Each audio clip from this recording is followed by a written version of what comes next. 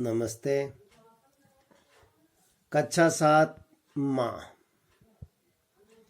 दर्द रहता है माँ की कमर में। मेरी माँ की कमर में दर्द होता है। विश्वनाथ जी ने लिखा हुआ है। कमर कुछ झुक सी गई है, बड़ों के आगे तो झुकना होता है, छोटों के आगे भी झुक जाती है माँ। बड़ों के आगे तो झुकना सीखना चाहिए, परंतु माँ छोटों के आगे भी झुक जाती है। सबके सामने झुकती रही है माँ। माँ सबके सामने झुकती रही है। चूल्हा चौका चक्की झुककर ही सब कुछ करती है। माँ चूल्हा चौका चक्की सब झुककर सब काम करती है। कमर तो झुकेगी ही, अर्थात जब माँ सब काम करती है तो कमर तो झुकती ही रहेगी।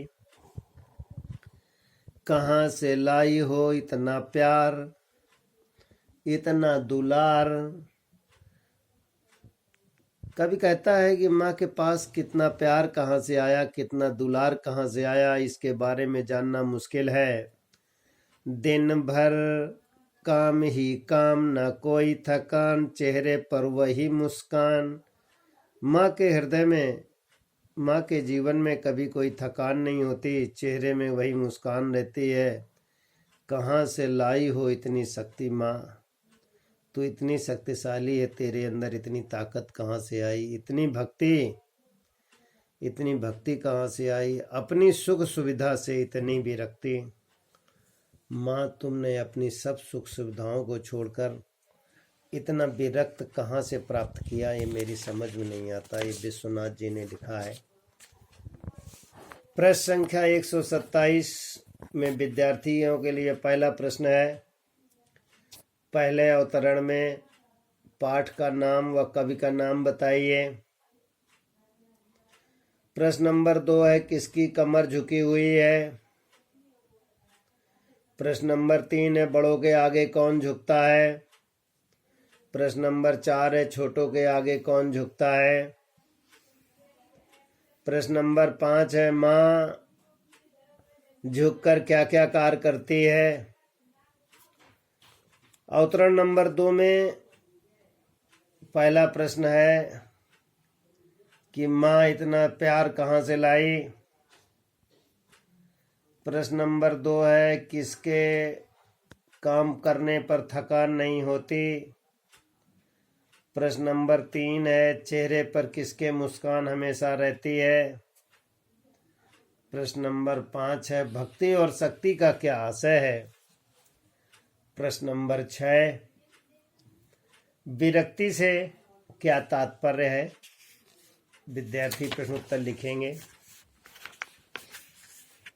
प्रश्न संख्या 128, चैप्टर 16, समय की सुरंग। वैज्ञानिकों के अनुसार समय की यात्रा करना एक असंभव कार्य है। आइंस्टीन ने बताया था कि ब्रह्मांड घूर्ण नहीं करता, यह अपना विस्तार करता है। यदि ब्रह्मांड घूर्णन करता तो शायद समय की यात्रा संभव हो जाती। आधुनिक युग में यंत्रों और मशीनों का प्रयोग बढ़ गया है। लोगों को इनसे कई प्रकार की सहूलियतें प्राप्त हुई हैं। ये यंत्र हमें अतीत या भविष्य में तो नहीं ले जाते, परंतु अतीत की दुखद यादों को भुलाकर सुखद भविष्य की उम्मीद जरूर कराते हैं। इसलिए समाजशास्त्री एवं पर्यावरण के जानकार इनका सही उपयोग करने की सलाह देते हैं। यदि टाइम मशीन का आविष्कार वास्तव में हो जाए, इससे अतीत और भविष्य काल में जाया जा सके, तो वर्तमान समय का क्या महत्व रह जाएगा। वैज्ञानिक आविष्कार का महत्व, उपयोग, दुरुपयोग, कल्पना, रहस्य व अनिश्चित व्यवस्था को जानने के लिए उत्सुक होते हैं। हम सबको जैसा पक्षाघात हो गया है, प्रयोगशाला के द्वार पर वह अर्थात हमारा मित्र खड़ा हुआ है। उसके कोट पर धूल की परतें जमी थी, बाल बिखरे हुए थे, उसका चेहरा पीला पड़ा था। हमारा यह मित्र एक वैज्ञानिक था। उसने एक मशीन बनाई, उसका नाम था टाइम मशीन। उसका दावा था कि यह मशीन काल की यात्रा करने में सक्षम थी।